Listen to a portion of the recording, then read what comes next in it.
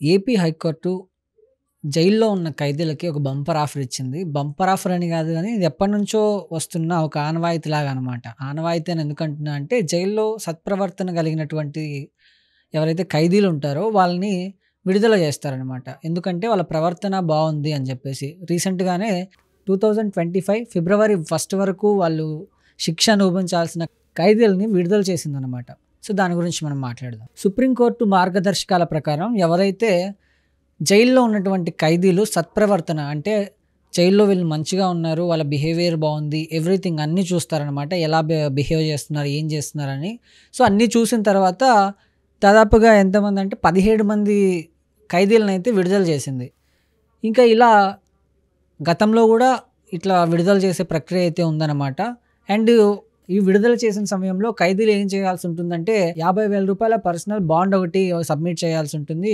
And అదేవిధంగా 3 మంత్స్‌కి ఒకసారి అక్కడి పోలీస్ స్టేషన్‌కి వచ్చి అటెండ్ అవ్వాల్సి ఉంటుంది. అండ్ తర్వాత కోర్టులో కూడా హాజరు కావాల్సి ఉంటుందన్నమాట. ఇప్పుడు ఒకవేళ ఆ 17 మంది ఖైదీలు జైలు నుంచి బయటకు వచ్చారనుకోండి, బయటకు వచ్చిన తర్వాత వీళ్ళు మళ్ళీ ఏవైనా అంటే నేరాలు, వీళ్ళ బిహేవియర్ బాగుండకపోవడం, ఏవైనా ఇబ్బంది పెట్టే ప్రక్రియలు చేశారనుకోండి, మళ్ళీ జైల్లో వేస్తారు. ఇంక నెక్స్ట్ విడుదల అలాంటివి ఏమి ఉండవన్నమాట. సో విడుదల అయిన ఖైదీలు కూడా చాలా జాగ్రత్తగా ఉండాలి. ఎలాంటి తప్పులు బయటకు వచ్చిన తర్వాత జైల్లో ఎంత మంచిగా ఉన్నారో అంతే మంచిగా బయట కూడా ఉండాలన్నమాట. అండ్ జైల్లో ఉన్న ఖైదీల కోసం అంటే వాళ్ళ సత్ప్రవర్తనకు సంబంధించి ముందస్తు విడుదల కోసం ఒక కమిటీ కూడా ఏర్పాటు చేశారనమాట. అండ్ ఇందులో న్యాయశాఖ కార్యదర్శి ఉంటారు, డీజీపీ ఉంటారు, జైలు శాఖ డీజీ ఉంటారు, సిబిఐ ప్రధాన న్యాయ సలహాదారుడు ఎవరైతే ఉంటారో వాళ్ళందరూ ఇందులో ఉంటారనమాట. అండ్ ఈ కమిటీ అంతా ఏం చేస్తుందంటే, అక్కడ ఉన్నటువంటి ఖైదీలు ఎంతమంది ఉన్నారో వాళ్ళ డేటాని పరిశీలిస్తుంది అనమాట.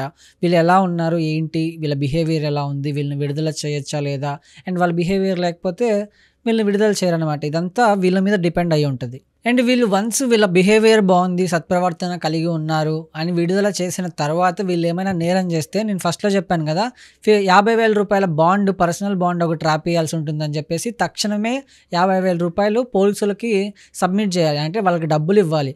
ఇచ్చిన తర్వాత మళ్ళీ మిమ్మల్ని తీసుకెళ్ళి లోపలేస్తారు. కాబట్టి జైల్లో ఉన్నటువంటి ఖైదీలకి ఇది ఎలాంటి కాలం అంటే నిజంగా ఒక వరం లాంటిది, పునర్జన్మ లాంటిది.